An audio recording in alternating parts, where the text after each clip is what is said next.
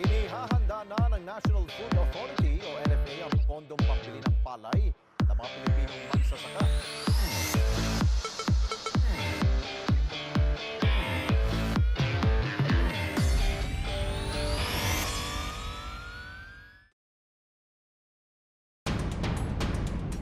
Good day and welcome to Pros and Cons, where we ask the hard questions and you decide which side of the truth you would choose to believe.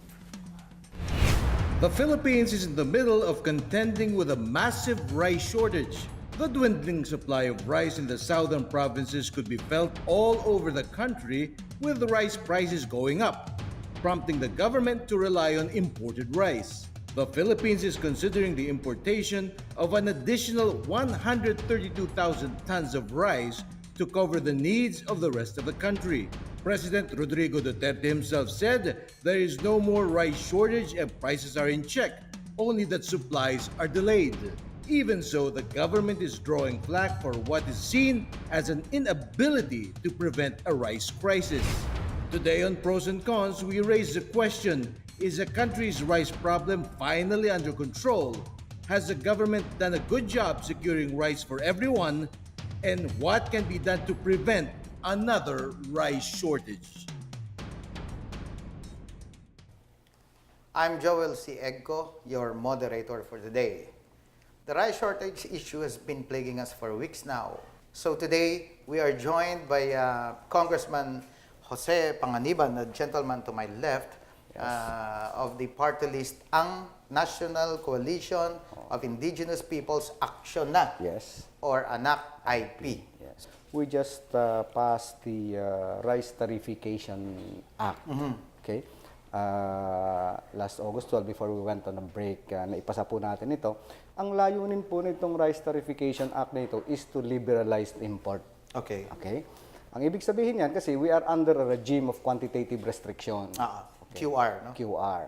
So, ang nag-umpisa ho kasi ito noong 1995 when we joined the World Trade Organization, WTO. Yes. So, we committed na open natin yung market.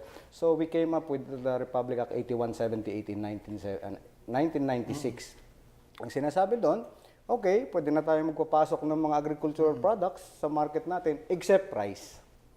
We were given the special treatment on rice. Okay. So, doon sa ating WTO. So, ibig sabihin yan, pwede tayong mag-import at a certain level of... Alright. Lahat po yan, explain natin mamaya kung para kaalaman po ng ating mga tagapanood, tagapakinig at followers sa social media at sa mga probinsya. Sige po. But before that, I'd like to introduce po, pakilala ko sa inyo ang aking nasa kanan naman.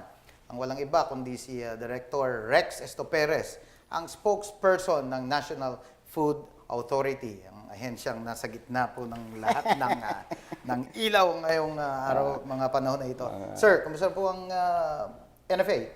We are working hard to address the issue.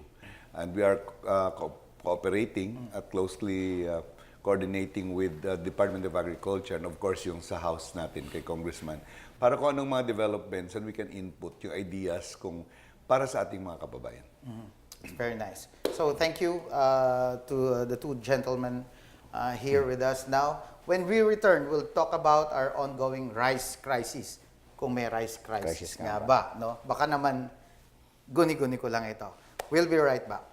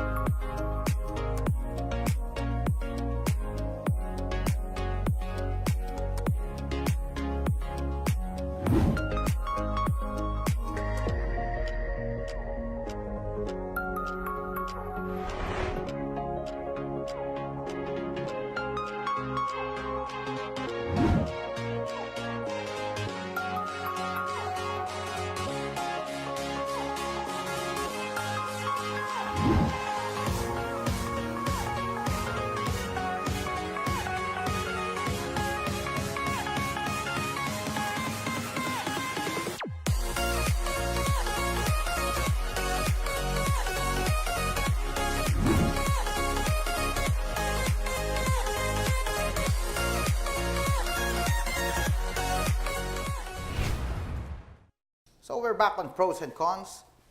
Again, let's start the ball rolling. I have this blunt question for Director Asta Perez here. May rice shortage ba, sir? May rice crisis ba? Are we facing the possibility of, wala tayong makain bigas? Rice shortage, no. The Department of Agriculture, si Secretary Piñol mismo, last quarter of last year, nag-declare that we are 96% self-sufficient. Now, yung 4% is equivalent to mga 450,000 metric tons na bigas po yun. So, yung problema natin is the price crisis. This happened in 2008. So, yung nangyari yun, nagkaroon ng importation to curb yung pagtaas ng presyo. So ngayon naman, ang nangyari, so we have that 4%. Ang ginawa naman natin, we requested for the importation, but I think there was a delays in the decision ng policy makers and decision makers dahil iba-ibang pananaw. No? Yung sa atin naman, implementation, dapat implement natin preparation to our standard na based on LEDAC, na dapat may 15%, may 15-day buffer stock tayo at any given time. And July 1, 30-day So, ang naging problema po dito, delays. Delays lang. Delays ng importation. Delays importation, because of delays in importation, that's delays in arrival. So, nagkataon naman na during that time, March, wala na halos tayo inventory. So, we are dependent on imports just to affect yung prices natin sa ng commercial sa ating mga merkado. Eh, nagkataon na ang presyo that time ng ating ex-farm price tumaas. So, hindi naman tayo makakabili. Our buying price then is only hanggang ngayon, 17 pesos. That's our support price. Pero sa ating mga sakahan, it's already 19 to 22 ang ating pong fresh na palay. So, hindi tayo makahabol. At kung tataasan natin ito, ang pananaw naman ng ating mga decision makers ay inflationary, and that's true. No, lalong tataas. Especially now na medyo yung inflation yata natin. Nag-double yun ng pagtaas sa ating ex-farm price. Wala pa tayong food security stocks. So, kung kailangan natin mag-intervene sa market, we're dependent on the imports na na-delay naman. Okay. Unlike before, kasi pag sinabi natin, pag nagkaroon ng spike yung ating prices, sasabihin nila na, well, flood the market. Eh ngayon, how can you flood when you're dependent dun sa ating importation? Hanggang kailan mararanasan nila yan? Yung pagtaas ng presyo ng ating mga kababayan? No? Kailangan namin mag-increase ng ating market participation. Ibig sabihin, yung atin pong ini-inject sa ating mga merkado, dagdagan po natin. Sa amin, kung mawawala yung pila, better. No? Yung tinitingnan naman natin dito, bababa kaya ang presyo ng commercial. Yes. With the... Sige po, Kong. Go ahead, please. We have to understand, dapat maintindihan natin na sa merkado natin, meron dalawang klaseng bigas. Yan. Okay. Isa yung sa commercial, na ang nag-handle nito are the private traders. Rice traders. Rice traders, okay? At isa, yung NFA rice, the so-called murang bigas. Okay. Kasi pagtatanungin mo na ano ba ang problema? Actually, naging dalawa na po yung problema natin. Una, yung murang bigas na pinoprovide ng NFA rice, wala sa market kasi nga, hindi sila nakapag-import. Dalawa naman ang source ng NFA dapat. Una is from the importation. Pero, ang una nila dapat gagawin is mamili ng palay sa ating mga magsasaka. Local farmers. Unfortunately, hindi rin magawa ng NFA. Kasi nga, sa presyong-presyo pa lang, talo na sila doon sa mga private traders. Kung private trader ako, magkano ang buying price mo? Ang 17, ako 18. Eh, siyempre, ako magsasaka, dadaling ko doon sa namimili ng mas mahal. Okay? So, yun dapat ang maintindihan natin na importante yung role ng NFA dito. Okay? Kasi sila yung nagpo-provide ng murang bigas sa merkado. Kaya nga lang, nasabi nga nung ating taga-NFA na nagkaroon ng problema sa pag-import. Alam na nga natin na may problema sa local sourcing nila. Nagkaroon pa ng problema sa importation. Na-delay. No? Na-delay. Yung pagpasok ng import natin. If the delay, 1 week delay is... Malaking bagay yun. Alam mo, hindi mo pwedeng gutumin ng mga Pilipino ng isang araw. Tama. So, reaction from your side po? It's good. No? Yung aming pananaw naman ni Congressman hindi nagkakalayo yan. Dahil kung titingnan natin, we were created in 1972 during the Marcos time. No? So ang ating mandate is to stabilize the supply and price. of the commodity. Nagkataon lang na ang desisyon na yon through the years 1972, nagkakaiba na. At saka mukhang hindi na napapanahon yung iba nating mga mekanismo. And we need to reform that. Like what? Anong mga mekanismo po yan di na napapanahon? Dapat yung 15 and 30-day buffer stock, it should be legislated. Hindi na pwedeng sasabihin natin na i-policy lang natin. Kasi LEDAC lang ang basis nun. So kung sinasabi natin... May effect ng law. Yes. Dapat. Pag sinabi natin na we are dependent dun sa policy lang, ay mukhang magkakadiferensya tayo. So that's why ang sinasabi natin, kung yun ay law, dapat ipapatupad yun. So ang nangyayari kasi ngayon kung marami nang nangyari. In 1995, Nababago. in 1995 we have this issue. In 2008 we have the price crisis also. In 2014 meron. So we never learned the lesson. At yung mga mekanismo na yan, hindi ho na institutionalized. Yung buffer stock na natawag po, yung 15-day buffer stock. 15-day That's buffer our food stock. security. Okay. That's- Yung ideal po? Ang 15-day buffer stock kasi natin, yun at any given time meron tayo. Dapat meron, hindi mawala yung Dapat. 15-day buffer Dapat. stock. Ngayon nawawala siya. Kasi Sige po, ang please. numero unong mandato ng NFA is to see to it that we have food security. Okay. Kaya nga naging National Food Authority yan eh. When NFA was created, it was under the office of the President. Tapos naging DA, binalik sa Office of the President. Hindi malaman. So, kung yun palang agency, hindi na wala nang stability kung saan siya pupunta, paano pa niya ma-ensure na yung stability ng food security? That is the most important na dapat mandato. I see. So, clear mandate. Ano bang function ng NFA? Saan ba siya? Dapat ano lang gagawin niya? Ano ang buffer stock requirement natin dapat? Hindi na pabago-bago. Yun po, yung sinasabi nga po natin, we were created as government-owned and controlled corporation. But our function is like a line agency. Full subsidy tayo palagi. Na yung napupulaan tayo na ang subsidies are losses. Hindi dapat. Kasi pumupunta sa social cost. Hindi naman pumupunta yun sa amin. Exactly. Yun ang nagka-diferensya doon kasi GOCC ka, you're expected to earn. How can we earn kung we are buying and we are buying high and we are selling low? Mukhang hindi naman tama yan. And yun yung sinasabi natin, these mechanisms na dapat natin ayusin kung kailangan natin reform. Lalong-lalo na may mga challenges doon sa sinasabi nga ni Congressman, yung tarification. Malaking challenge sa atin yan. Lalong-lalo natin sa agriculture natin. So, ina-address na po ba natin yan? Yung mga problema na nakikita natin sa mechanisms, etc. Kasi we have to address. Is there a proposed legislation? Yes. pending? Okay. Unang-una nga, babalik ako dun sa Rice Tarification Act. Sana maging batas ito kasi this is a very novel batas measure. Kasi dito, unang-una, ma-address natin yung commitment natin sa the World Trade Organization. Okay? Ma-address natin yung presyo ng bigas. Okay. Kasi unfortunately, mas mura talaga ang imported rice Kesa sa local. kaysa sa local. I will explain it to you mamaya. Yan. Okay? So- And then pangatlo, ma-address natin yung interest ng ating mga rice farmers. Okay. Kasi sabi nila, pag nag-rice tarification na, kawawa naman yung ating mga rice farmers. Hindi eh. Baliktad. Wala nang Wala- kabuhayan. Anyway, Kong, babalikan po natin Yes yan. po. I'll get back to you. Let's take a short break muna. When we return, let's hear what social media has to say on today's topic. Don't go away.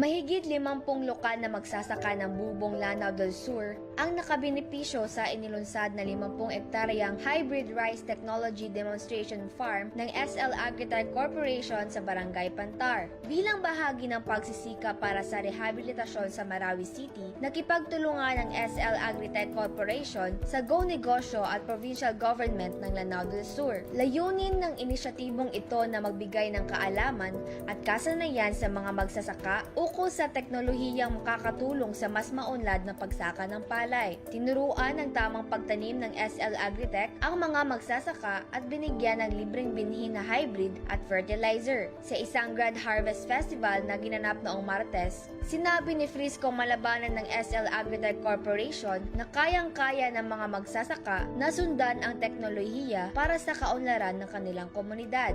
Umasa naman si Jingay Hontiveros Malvar ng Go Negosyo na matututo ang mga magsasaka na pangasiwaan ang inumpisahang negosyo sa agrikultura.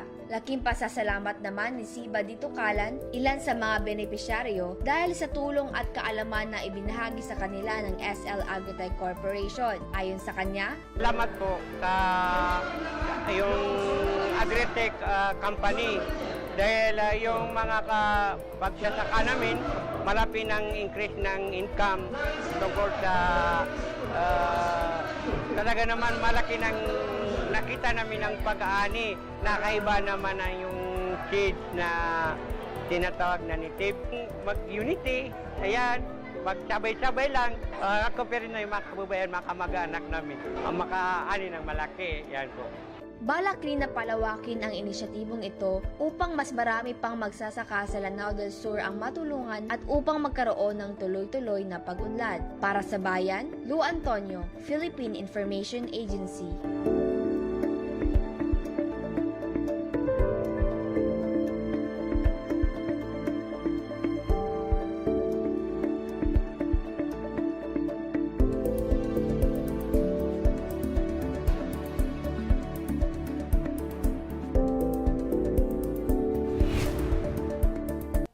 You're still watching Pros and Cons, and today we're talking about the country's current rice crisis or price crisis. No?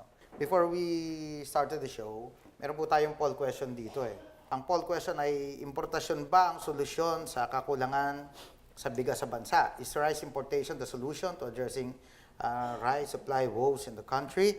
And surprisingly, 55% sabi yes. 45% tumaso. Kanina 44 to eh. 45% are now saying no. So even our viewers, even the public are divided on the issue of importation. Yes. So let's go back to the hanging question kanina. Yung binabanggit po ninyo na mas mura at mas madali ang mag-import kaysa mag-produce locally. Yes. Unfortunately, talagang mas mura mag-import. Kasi nga naman, siyempre, mas mura kasi ang kanilang cost of production per kilo of palay sa ating mga kapitbansa. For example, Thailand, kung saan natin kinukuha yung ating mga bigas, at Vietnam, ang cost of production nila per kilo is only 7 pesos.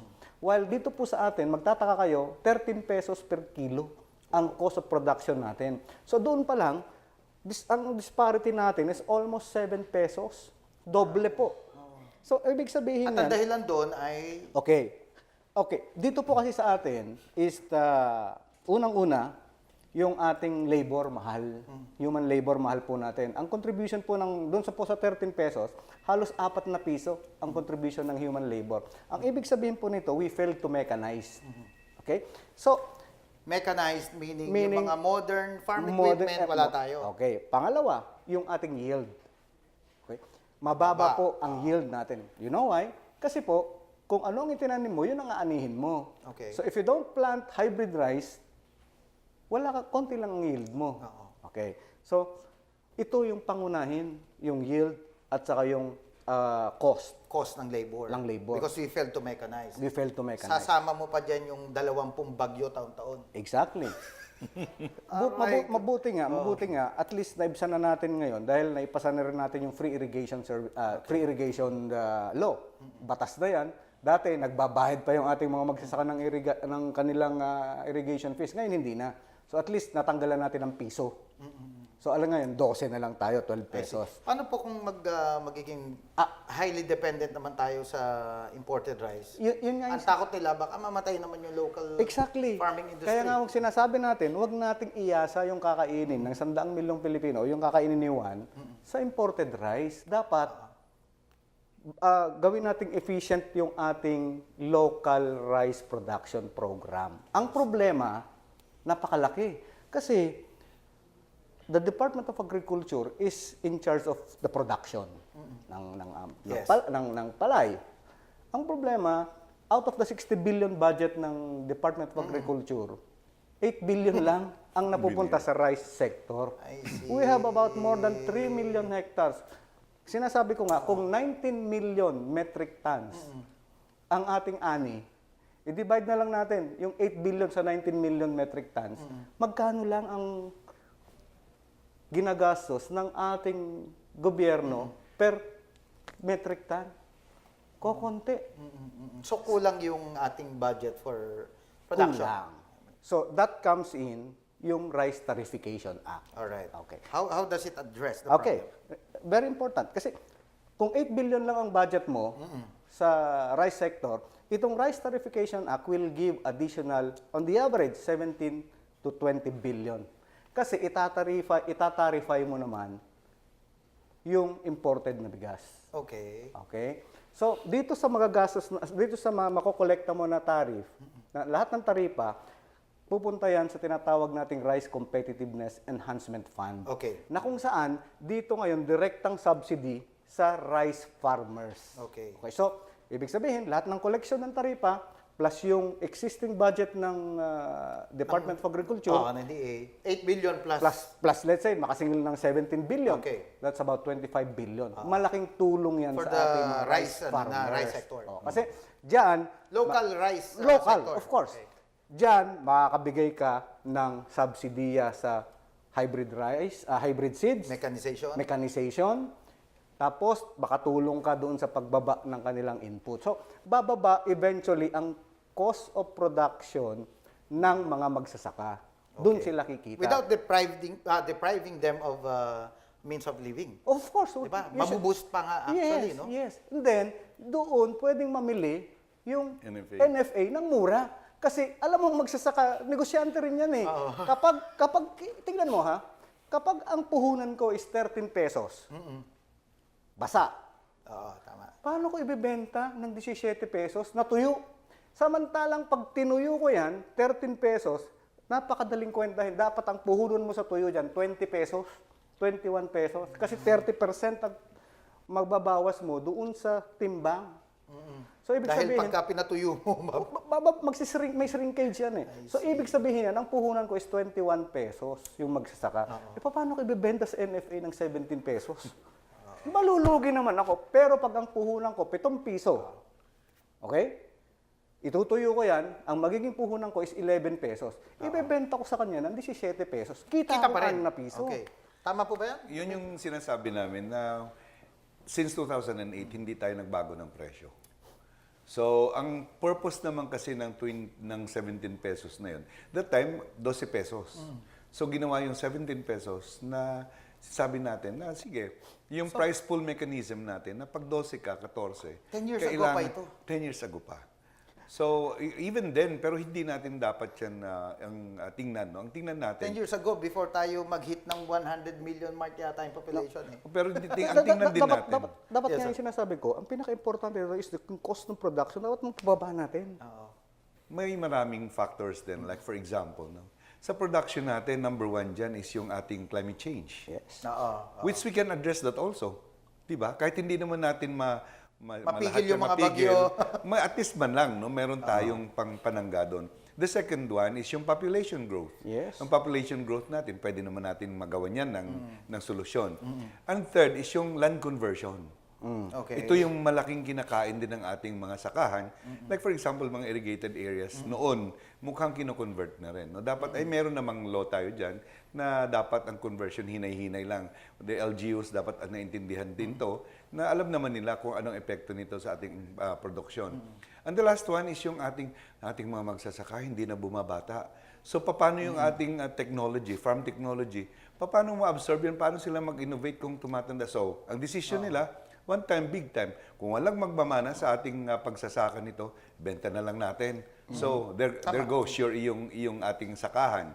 Ito yung mga epekto ng ating pong lumilit na rin sakahan. Plus the fact na hindi tayo napanahon ng iba nating mekanismo, not only sa NFA, no? Sa department, napakasipag ng Secretary Piñol. Pag sinabi natin wala ka namang budget, di ba? yung mga bagay-bagay na ito na dapat tingnan at i-reforma natin. Isang mabigat ba talagang problema natin yung binabanggit nga ni Kong kanina, yung 8 billion lang. So, is there really a need to, alam mo, Agricultural economy alam mo, tayo, hindi dapat pagpayamanin. yun ang sinasabi ko. Kasi nga, iba ang sinasabi ng ating mga economic managers. Ang sinasabi ng ating mga economic managers, we are no longer an agriculture economy. Okay. So, dahil siguro mas mataas ang ating cost of production dito, mas mabuti na lang mag-import tayo, which I refute. Alam mo, lalong-lalo na ang bigas. This is a very political commodity ang bigas. Hindi mo pwedeng walain yan sa merkado. Pag winala mo sa merkado yan, magagalit sa'yo lahat. Revolution yun. Exactly. Yun. So, ang sinasabi namin dito, wag nating iasa yung kakainin natin sa imported na bigas. You know why? Sa global rice trade, meron na lang available siguro mga 39.8 million metric tons. Importante ito. Tapos, ang naka-allocate na dyan, 38 million metric tons. So, ang pinag-uusapan na lang natin na free trade dito is around 2 to 3 million metric tons. Kapag nagbago ang polisiya ng Vietnam, nagbago ang polisiya ng Thailand, sabi nila, hindi na kami mag-export. Aray. Yari tayo. At namili ang China. China is now starting to buy. Malalaki pa rin na volume. At advance magbayad yan. Kumbaga, magkakaagawan naman ngayon sa international market. Exactly. Baka maubusan na naman tayo. Saan natin ngayon? So, we really need to be Alam rice mo, self-sufficient. Very classic example ang nangyari sa Zamboanga Norte, Basilan. Nung hinigpitan natin ng smuggling, wala silang makain. Kasi they were not able to, yun nga sinasabi ko na nawala yung kanilang rice self-sufficiency program. So, hindi po pwede. Kasi alam mo naman ang rice kahit saan, siguro sa Pilipinas, is a tropical country tayo. Kung kahit saan mo itanim yan, tutubo yan. Ang sinasabi lang natin, dapat pag-igihin natin yung ating local rice production program. Very well said. So, yun po, malinaw. So, we need to be really self-sufficient locally. No? Yes. Hindi naman tayo pwedeng maging dependent lagi sa importation. importation. Baka nga maubusan. You know what? Some quarters are saying, abolish na natin NFA. Yun nga eh. Alam mo, isa pang magandang pag-usapan yan eh. Yes. You know why? Ang NFA, dati ang vision ng NFA dyan, kaya nga ang complex ng NFA, kompleto yan eh. From warehousing, Drying. milling, Lahat na. drying, lahat yan. One-stop shop yan. Ang vision dati niyan, yung si magsasaka, pag naano niya yung kanyang palay, hindi na niya kailangan magpatuyo. Dalhin niya sa NFA, NFA na bahala lahat. Alright. Dapat ganun. Oo nga. Thank you, sir. Anyway, pag-uusapan po natin yan. Definitely, we're having another episode. No? Kong, maraming po salamat for attending our show today, no? Tonight. And also, Director Rex Perez from NFA. Well, don't forget to tune in next week for another hot and relevant discussion. For your comments, suggestions, and questions, visit our Facebook page and the PNA website. You may be for or against, you may agree or disagree. In the end, we are all Filipinos working towards the same goals. Will you choose what's right or will you stay on your side of the truth? Once again, this is Joel C. Egco. Thank you and see you on the next episode of Pros And God. and Cons.